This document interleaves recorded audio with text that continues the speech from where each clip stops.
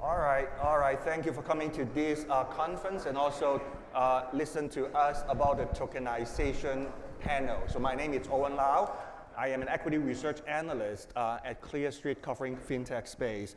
With me, we have a distinct group of panelists to talk about this topic. Before we get started, why don't we make a quick introduction? Matt, why don't you go first? Sure. Hi, everyone. Matt Savarese with NASDAQ. I lead our digital asset efforts over at NASDAQ. We are working on a number of different avenues in terms of refining kind of market infrastructure, everything from kind of the way things trade, collateral management, and kind of bringing new infrastructure into the ecosystem. So looking forward to the panel. Hey guys, good morning. Thomas Cowan. I lead tokenization at Galaxy Digital, which is a crypto-focused investment bank. And so really my job is to put financial assets on blockchains, ranging from stablecoins, money market funds, debt, equity, and the like. So very excited for the discussion today. Good morning, everybody. My name is Maya Vujinovic. I'm a CEO co-founder of FG Nexus. We are a digital DAT. We're a DAT on Ethereum, $200 million we raised a couple of months ago. I've been in crypto since 2010, acquired the first bank for Tether, and was the youngest CIO at General Electric, where I led all their cyber and machine learning and then introduced them to blockchain. So I've been around for quite a bit. Hey everyone, I'm Sean Martinek at Coinbase. I would have my background's in asset management before going into smart contract engineering, and I now lead the product and the engineering vertical for tokenization on the Coinbase side. All right, great. Before we dive into like the use cases and blah, blah, blah for tokenization, I do want to step back and talk about the basic, which is the benefits of tokenization. Why do we care, Matt?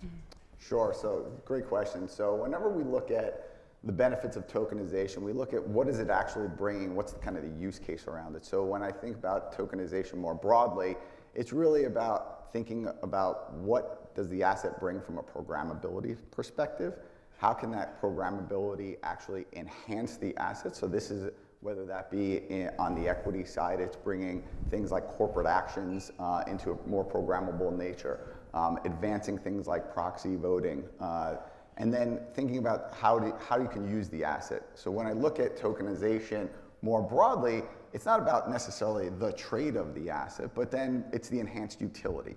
So taking that utility in things like collateral management, being able to move that asset instantaneously from an atomic perspective, be able to now utilize that asset in multiple ways, be able to enhance the yield that you're generating, create more opportunities. We look at tokenization as those are really the benefits of it.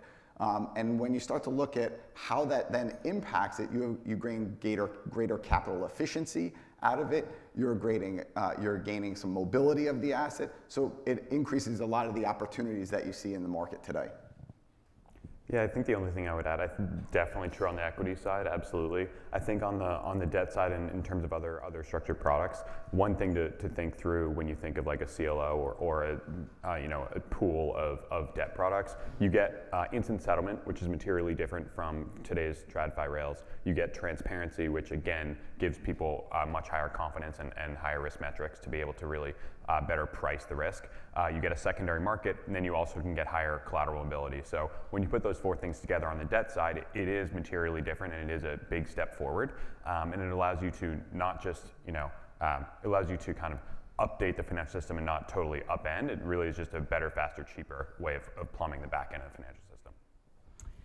I think from the traditional market perspective, and I think a lot of these guys have more experience in that, I look at it more from a crypto experience from early days when I started looking at tokenization in 2016. And for me, what was really interesting is an actual opportunity of connectedness on DeFi and traditional markets. That's really what kind of I find really sexy in this space, because you're suddenly opening up an enormous amount of opportunity in the US for markets internationally. And so that's really the promise of crypto, that's really promise of DLT, that's a promise of blockchain. And this is where I find it interesting. Yes, transparency, cost, efficiency, immutability, 24/7, that all sounds great. here, right? But I think where it opens up an incredible opportunities when you loop all of that and you connect it to DeFi. That's kind of where I'm looking at the moment. This is a tough question to go last on because I think that the 10 most important items have been hit by the time we get to me. So maybe at a 50,000 foot level, why is a blockchain interesting? A blockchain is a missing piece of the internet. This is the way that we can encode property rights in an internet native way and be able to distinguish them. And so up till now, we've only really applied those to crypto native assets in the full spectrum that we're talking about, whether making them programmable, really using them as collateral, unlocking the sort of innovation of DeFi in these more autonomous financial, globally native financial infrastructure. The point of tokenization is to create the bridge, whether it be by wrapping those assets in a sort of digital twin model or creating the next generation digitally native versions of our assets as smart contracts themselves, but to be able to take that property rights system and unlock our financial market infrastructure in an internet native way. And I think, one, that takes what crypto is today and it 100x's it in terms of the applicable, the zone of application. But it also unlocks the unknown, which is what is the next generation of financial engineers and thinkers going to do with actual internet native programmable objects as we sort of rebuild the global economic stack. So I think that's where we're going with tokenization. So how do you think about tokenization from retail versus institutional perspective? Sean, why don't you go first? Give you a chance. Yeah, I think it's interesting how crypto grew up as a retail-first financial wave, right? That's very unusual, and I think it's because it is internet native that was sort of allowed to happen. Typically, financial innovation happens within the context of pushing the boundaries of regulatory approval and then trickling down from the institutional to the retail to distribute to retail. And what we're seeing here is that the innovation is coming from retail and it's intersecting with a slower moving institutional environment where regulatory clarity is really the unlock. So I think you have essentially a two-speed machine. And what we're going to see is the retail product side, I would imagine the retail product side, which is kind of the next generation of fintech, is going to be the fastest to innovate, while the institutional infrastructure focuses on smaller efficiency gains, but sort of executed writ large across these huge surface areas of capital movement. And the question is, what are the products that are going to put those two things together and really harness that to differentiate from what was possible before to what's going to be possible in the future? Actually, to piggyback on that, that's a great point. I didn't think about that because I always think about it as I've spent many years in Africa and Latin America doing mobile payments before doing crypto, and started crypto in 2010. And really, our money movement really came from the markets like that. They didn't come from here, right? I mean, those were the first continents that built kind of money movement applications. I mean, we did it in 2007. And so when I think about that whole movement of retail, right, and where we are today, I can tell you that in the next probably year or two, it will be opposite. It will be almost that the traditional finance and RWAs are going to completely cover crypto. And I think that shift of, RWAs are just going to be much larger piece of the pie than crypto is today, and I think probably ever will be, because it will be kind of so embedded in finance that you won't be even able to notice. Mm-hmm.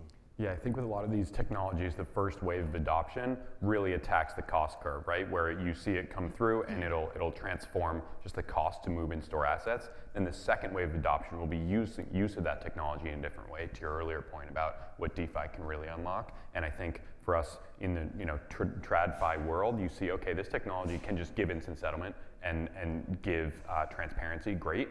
But then, 3-4 years from now, people will come up with use cases that right now we aren't even really thinking about. And one random example that came to mind a few weeks ago was, when you think of NASDAQ, of if I am holding Google stock today and I want to buy Tesla stock, today I have to sell the Google stock, have it settled, and go buy the Tesla stock. Whereas there's no reason why in the future, when everything is tokenized, you can't just have automated pools spin up when they see the demand and just have those two stocks trade instantly, directly against each other.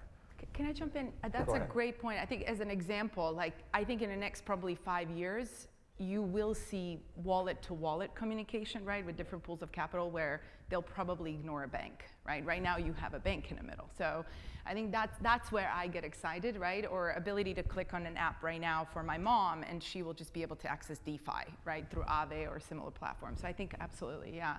Those are the kind of examples I'm thinking about of how realistic this is. Yeah, and when I think about that, like if I segregate the retail aspect of it, you look at kind of the user experience. It's kind of the user experience has taken kind of front and center.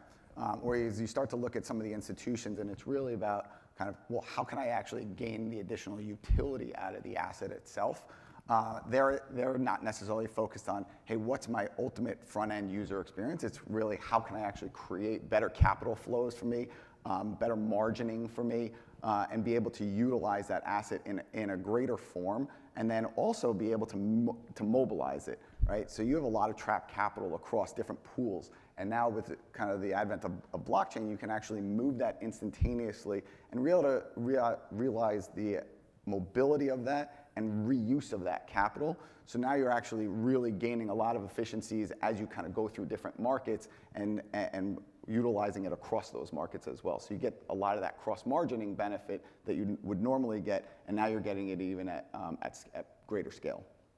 Can I jump in here? I just want to explore the counterpoint a little bit too. One thing I'm actually concerned about is as we develop this ability to kind of on-demand restructure capital markets, we're going to naturally also fragment a lot of the liquidity because it's going to be sitting in these different environments, whether it's curve-based pools for exchange. From an efficiency perspective, one of my concerns is that we take a step down in efficiency from a trading effectiveness as we try to move capital around until we start to re-centralize is probably the wrong word, but re-aggregate liquidity so that we can get high efficiency in this very large landscape of kind of, a matrix of point-to-point, almost delivery versus delivery assets. And so I think that's something to watch out for in the next phase, is that the improved user experience and improved collateral efficiency is going to allow people to probably for some time extract higher spreads on the exchange side, but then that's a race that has to kick off again and sort of drive down to high efficiency liquidity consolidation to really facilitate what this can do at scale. And I think the institutional players are more sensitive to that than the retail side. So again, it could sort of tilt the dynamic in terms of where we see adoption first and in which direction it trickles. Yeah, I think that's a great point from Sean. Is I think the goal of what we're working on is generally you don't want to fragment liquidity, right?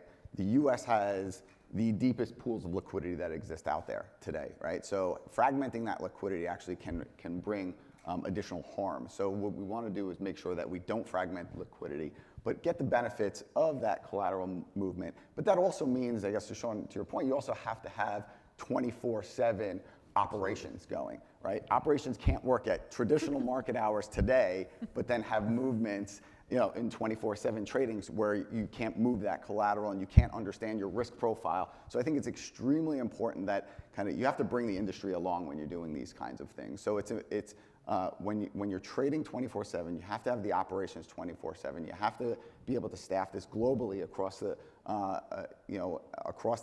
entire ecosystem. So I think that's important, and maintaining that deep depth of liquidity is extremely important, and trying not to fragment that, because that's only going to kind of spread everything else out, and then you're going to wind up with this reconsolidation, and you don't want to wind up kind of spreading everything out and then having it all over the place. Got it. Like those are very good points. But as an investor, as an operator, we have to think about risk as well, right? We talk about benefits, but what are the potential downside risks for tokenization? Anybody else? Anybody? I mean, yeah, I'm happy to jump in on this. I think, correct. Crypto has had its highs and lows in the past decade, and so there's definitely a lot of risks that need to be taken into account, and that's probably 70% of my job when Galaxy kind of sits between crypto and TradFi. And so very often my job is really to talk to TradFi institutions and talk through, of course, the benefits that we kicked off with, but also to think through the risks. And they're long, and one thing that takes a long time is really just educating the different risk teams at those large players to make them understand, yes, blockchain risk is real. You do need to think about the different chains, and there's a difference between putting something on Solana and putting something on Ethereum or whatever chain you choose. So that risk is real. But I think also the custodial risk and smart contract risk is something also to take into account.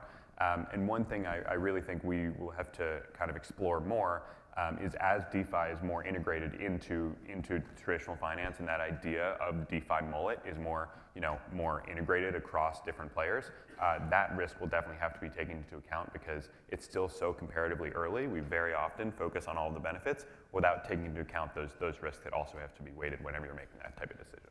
Yeah, I'll jump on the DeFi thing. I think this is exactly the reason why, and that's the struggle, right? If you've been in crypto for a while, you think that everything should be decentralized. But reality is that that's not possible. It really isn't. And it doesn't matter when I sit down with Bitcoin Core or DeFi maxis. Reality is you have this massive risk that you just talked about. And so I think this is why it will have to be regulated. And so until we get that clear regulation, most people will stay behind. I mean, large amounts of capital, right? There are still people that are risk takers, like most of you probably in the room, but there are a lot of people who are waiting on sidelines and saying, well, why would I, right? When you have a hack like on 1010, right? What are we doing? And so I think we will need those guardrails of some sorts. And I know that goes against the ethos of decentralization in a lot of ways. But until we have, very smart contracts, we probably won't be there yet. I'll take another tack at this, because when we think about risk, we often look at investment risk of capital loss, and so that's an adoption friction. But there are other adoption frictions we also have to deal with. One of them is we're looking for regulatory clarity, but regulations can become quite fragmented on a regional basis, and that's going to limit the ability to engage in the sort of largest format of what this can bring to bear. So that's more of a limitation to acceleration. On the adoption side as well, I spent a lot of time as an institutional investor, as an allocator, trying to get large organizations to make big bets on things. And the idea that you will inevitably have to run two versions of capital markets to be able to engage here, and to integrate that into systems as you transition gradually between the old way of doing things and the new way of doing things, it's an activation friction. And so I think this is where product development and infrastructure companies are so important in the space. And there's a good early start, but I don't think they have naturally, like we haven't seen that roll-up wave where the wallet provider is purchased by the incumbent that can now deliver it as part of their package of services, and it automatically shows up on the desk. And I think that's a natural motion we'll go through, but we're still early in that process. So I think that it's inherently a limitation to the acceleration of institutional capital entering. Yeah, the only thing I would add to it is I think there is, I agree with kind of the new risks that evolve out of this ecosystem. So there's kind of your traditional risk in terms of operations, right? You have to make sure that you have your operations set off along the same lines as market hours, right? You have the same thing with smart contract risk, right? So these are kind of some new risks that come in. The other thing that you want to really think about is on the regulatory side is make sure you maintain that same investor protections, right? So you kind of have to think about what is the full set of guardrails and ensuring that you keep the same level of investor protections, because what you don't want is tokenization to be a sidestep as a way of getting around this. It has to be ingrained within those investor protections, because you don't want a situation where you're having an asset that gets tokenized in a different form that's representing something of its original nature, and without that disclosure, then it has the opportunity to create investor harm, and that's going to derail a lot that happens that can happen from the benefit side. So you really have to take full focus on what is the investor protection that you're going to have on top of this. Especially with regulatory arb as well. So often people will come to us and say, hey, can you tokenize this thing so that it's available here so that I can get around some kind of capital gains tax or whatever it is. And so often you have to step back and be like, look, just because you're tokenizing it doesn't change the nature of the underlying. Yeah. And that is like so fundamental that a lot of people think that if you tokenize it, you immediately get liquidity. That's just not how it works, right? So you have to kind of go hand in hand with regulators globally, because this is a global technology. Sorry, just one thing to jump in on there. Sometimes the process of tokenizing does change the underlying, and you end up with unsecured creditor risk to an SPV and an offshore jurisdiction. And I think that kind of those disclosure standards and the ability to upgrade due diligence to identify where those are additional investment risks beyond how do we think about the technology and how do we think about the asset, that structuring risk too is going to be extremely important in this next wave. We have to move on. That's why this group is great, okay? We have to move on. The pace of tokenization, okay? Unless we see like tokenized equities, tokenized bonds and real assets and things like that, there's still a perception that the adoption is slow. You can debate on that, you can disagree with me on that, but I want to ask, what are the key major obstacles for no mass adoption in the front end? Is there the conversation in the back end right now? Why don't we start with Matt? Yeah, I think that there is a conversation around the infrastructure behind it. So I think that when you really want to look at adoption at scale, you have to upgrade that infrastructure on the back end. I think that's actually going on now. It's kind of moved the discussion that we've been having with clients, at least, has been moving from, all right, let's pilot, let's test these things out, to like, what is it that I actually need to implement to actually take advantage of some of the benefits, right? So you see that along the adoption curve itself, and I think what we're looking at is really kind of the advent of, over the next year or two, that this becomes a little bit more silent in the back end. Yeah. And you actually don't necessarily, it's not about what's being tokenized, what's being on chain, it's actually thinking about, well, that's all silent on the back end. How am I not actually benefiting from the utility that it's gaining? And that's what's going to be more of the conversation that we're seeing forward. We're looking at it as, all right, great, upgrade that infrastructure on the back end that no one really needs to see, and you can obfuscate that away from your clients. Yeah, it's like having a discussion today about people who, should we use AWS or Google Cloud? It's like no one really cares that much unless you're deep in the bottom of the stack. That's my goal for what the end of tokenization looks like, where you don't have tokenized debt and normal debt. You just have debt, and it happens to run on a much more efficient ledger. And that's where we want to get. The question is how we get there. And I think the biggest change that I've seen over the past year or so is, a year or two ago, a lot of the time it was us reaching out to TradFi saying, hey, this technology is disruptive, it is transformative, you should begin to think about it. Now it's TradFi institutions coming to us saying, we're on board. How do we go about beginning this process? Because we recognize that it is going to be an S-curve where it's going to feel like it's going to take a long time, and we're going to wake up overnight and the adoption curve will just take off. And we've begun to see that with equities, but I think we're going to see that accelerate substantially over the next 6 months to a year.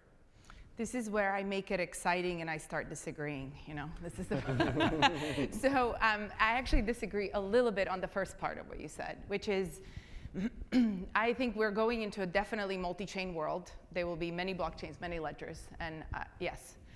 But I think right now, which is, again, part of the reason, and I'm an investor in pretty much every single L1, but there is a reason why we chose Ethereum as our backbone, because this is where most of the DeFi liquidity is, and this is where liquidity period is, and this is where I see things like Aave, which originally was built on Ethereum.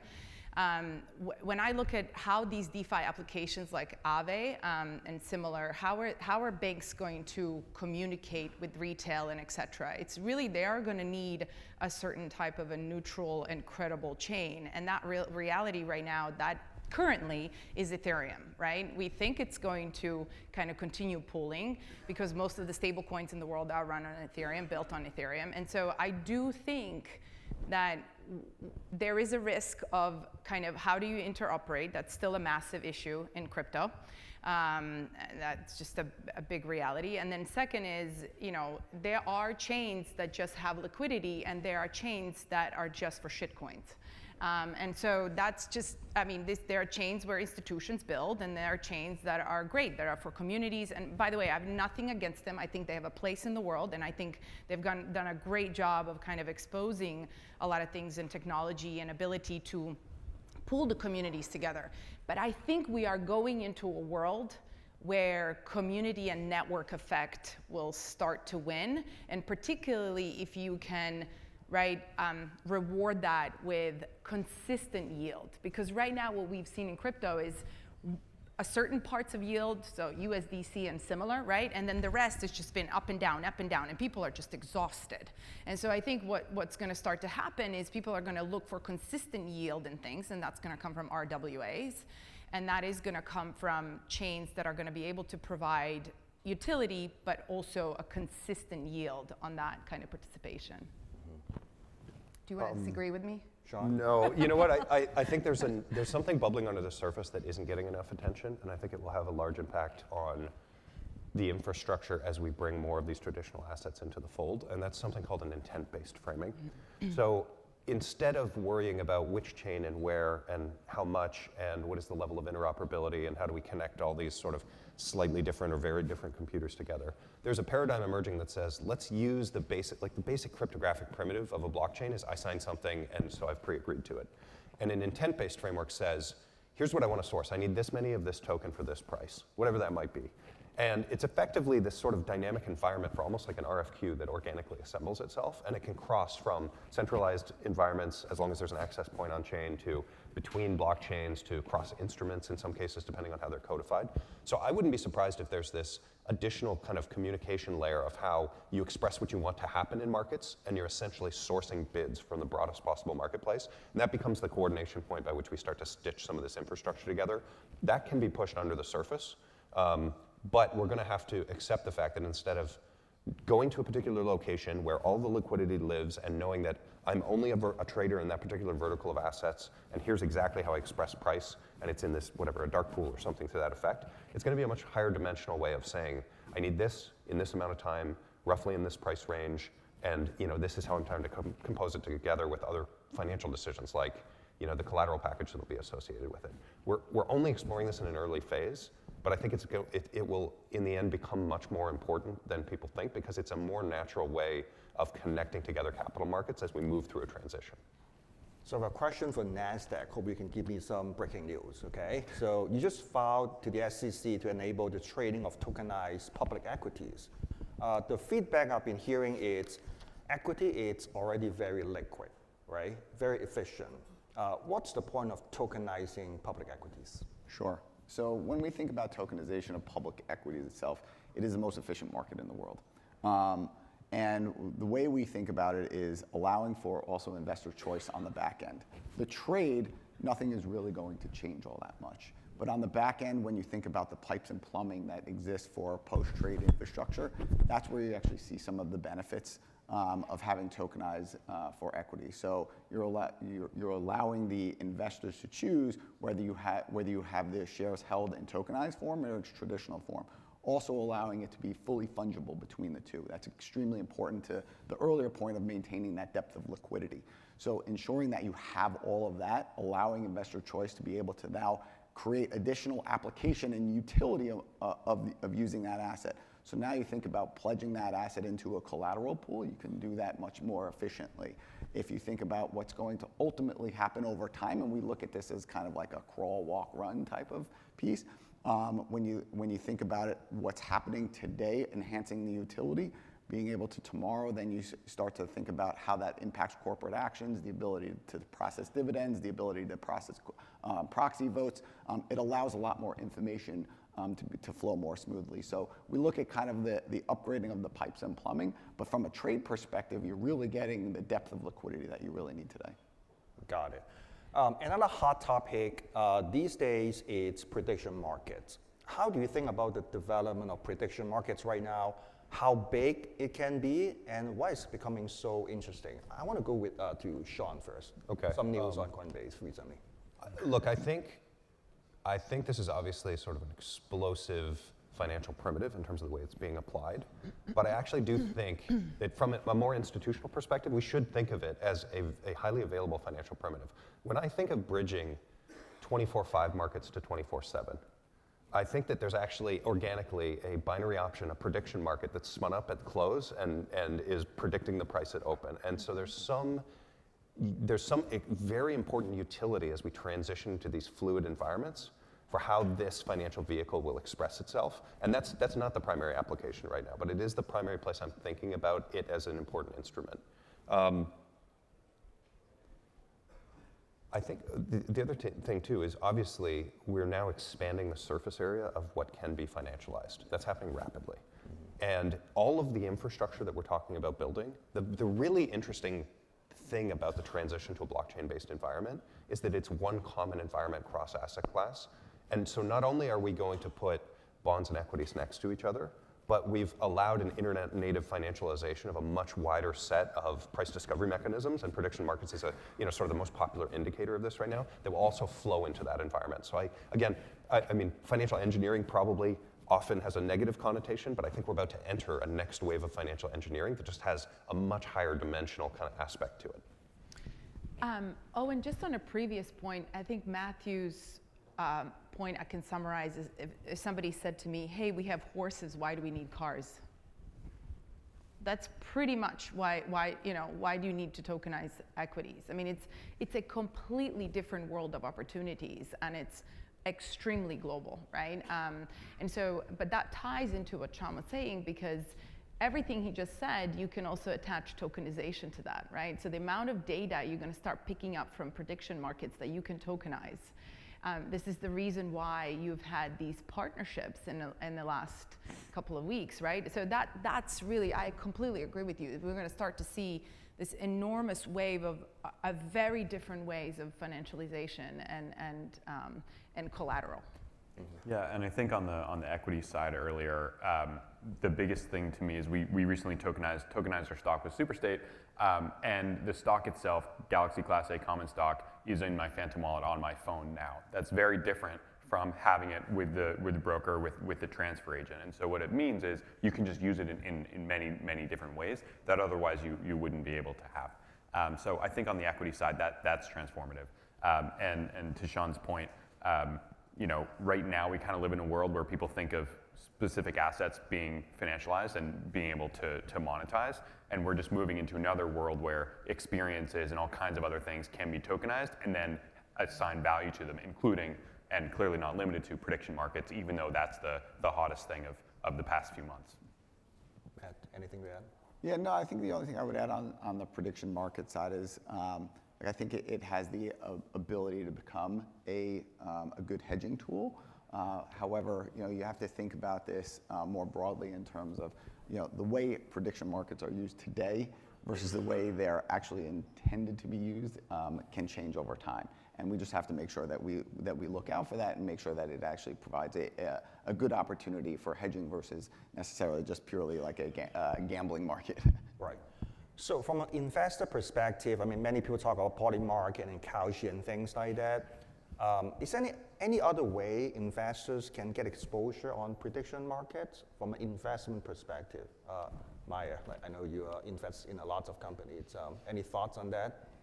I mean, not necessarily. I mean, if you are interested in that, I would definitely say it requires a different way of thinking of how when you are presented with opportunities like Polymarket, which we were, how do you think about that? Because my first thought, a couple of years ago, was like, wow, this is gambling. I'm not touching this, right? I mean, that's in everybody's mind. Yeah. And so I think you have to drop everything you know and really look at it as this is a very different way of financialization. How does this work? What is the legal framework, right? What comes after this? So those are all the questions, and I would say, yeah, you're going to start to see more of those. Let me take the other side of that a little bit. Not necessarily disagree, but just to think about it differently. I think we're all using these markets now, right? These are an extremely powerful information discovery and sort of probability assessment tool. It's this sort of like Philip Tetlock model of like, hey, the best predictors are constantly updating their prediction as you move closer and closer to an event and the probabilities change. And I mean, every global macro, every sort of financial podcast news source that I'm engaging with now are referencing these markets as a way of thinking about portfolio risk.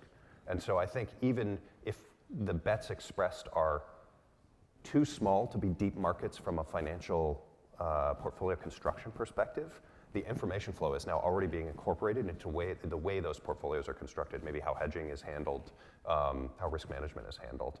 And the fact that they're natively on a blockchain in most cases, or let's just say a constantly available information source, those two things are going to get piped together increasingly in a very dynamic, instant way.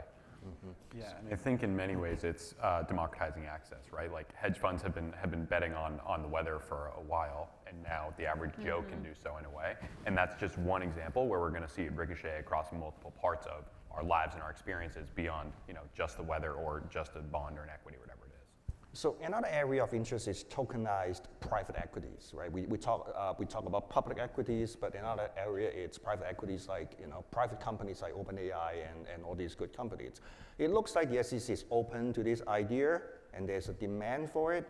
How do you see the supply and legal structure to really make this happen and also scale? Tom, I think you have some good ideas. Yeah, happy to. I think even putting blockchain aside, we've already seen the blending of what is private and what is public, and how different companies in their growth trajectories are choosing when they can access different capital pools. And increasingly, you're seeing this with large companies that no longer have to go public because they find that the regulatory burden on them is comparatively greater, and they can still get access to the same amount of capital from the private markets. So that transition we've already been seen, putting blockchain aside.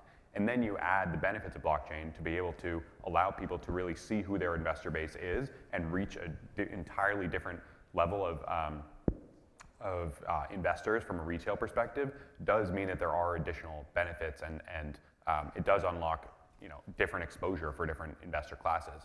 But I think from a regulatory perspective, that's going to be the biggest question, is where you draw that line. Because from a regulatory side, it's okay, you're either public or you're private. Going forward, that is going to blend, and regulators need to update that. And one point I think that really drives this home is our regulatory apparatus today regulates intermediaries and regulates all the institutions, right? But as we move into more of a DeFi-focused world, that is going to break down, and you're going to have to begin to regulate the actions instead of just the intermediaries that are doing the actions. And this private to public kind of shift is a perfect example of that. I think, retail is just dying to get into and have access that we have access. I mean, just example of this conference, right? I mean, you have a certain amount of people that were invited, certain amount of people that have capital, certain amount of knowledge, right? I mean, there's so many people out there that just want to have the same access. And so I think we are underestimating that, but I completely agree with you, and I don't have to repeat that. I do agree that regulation has to kind of come in the middle, and we have to understand a little bit more what we're actually regulating, because it's going to have to be completely different than what we've done until now. So, but I think to me, that's an obvious use case. I would even say it's more of a use case than everything else. Yeah, because there's a lot of capital out there, smart or dumb, it doesn't matter, that wants to be part of NASDAQ and whatever else is being offered. So yes. Matt, do you I think the only thing you have to think about is also the underlying structure of the actual asset itself. So when you look at private company shares, you still have components in them, whether that be ROFR type of agreements within that. So if you're exchanging shares, the company can buy those back. Yeah, there's also a structural component to be able to then have them issued to a more broad use case. And then the other piece is, obviously you have the regulation in terms of the number of holders that you can have, but you also don't want a situation where you're creating kind of derivative instruments and you're creating counterparty credit risk that's undisclosed, right? So you got to have that disclosure that says, well, what is the instrument that I'm actually buying? Is it the actual underlying equity, or is it some other instrument? So that's important from a disclosure perspective, that people know what they're buying into. And tokenization can solve some of the structural pieces, but it doesn't necessarily, it doesn't solve everything. So you have to think about the actual asset itself. From a legal and regulatory perspective, right? We have to solve that. All right, I know we only have 2 minutes left. My final question for you guys are, what is your top prediction for tokenization trend in 2026? Sean? We hit that beginning of the S-curve. I think the adoption here, I think it's a mistake to think about it as being linear. The reason it's shaped like an S-curve is because it's competitive-based adoption. Somebody's going to figure out how to get the business model right, and it's going to mean that if you don't adopt the infrastructure, you're going to be uncompetitive, and that's that hockey stick growth we see in the S-curve. So I think that's 2026. We're going to see that S-curve in 2026. I think and it won't be every asset class all at once, but I think we're going to start to see it in 2026. I think we have enough regulatory solve on the horizon, and enough business models out there that people are experimenting with that can be magnified, that it's time to see that adoption curve spike up. Yeah, I agree with that. Would add, just yesterday, I was with my team and we spoke about something that was in this space, and they said, well, hey, we should just go do that because this is where the opportunity is. And I said, yeah, well, and then what? Because the moment somebody big comes in, right, there's going to be such a big rush. Do you actually have a funnel and a pipeline? Because guess what? Within 2 months, you'll be completely invisible. And that's how fast things will start to move. And I think the moment we have, and so if you actually don't think about the business and the funnel and the pipe coming in, I don't care what tech you have. So I think that's where a lot of the organizations are going to kind of win, are the ones that have distribution, right, to all of this. Tom? I think tokenization is going to decouple from the prices of underlying digitally native assets such as Bitcoin and others. So regardless of that, we're still going to see tokenization continue to hit that S-curve.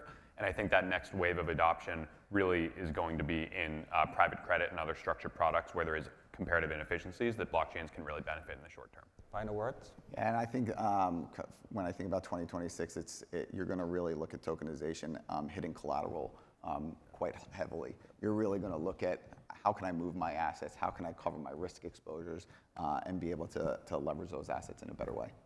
Thank you very much. Thank you all for listening. Thank you. Thank you.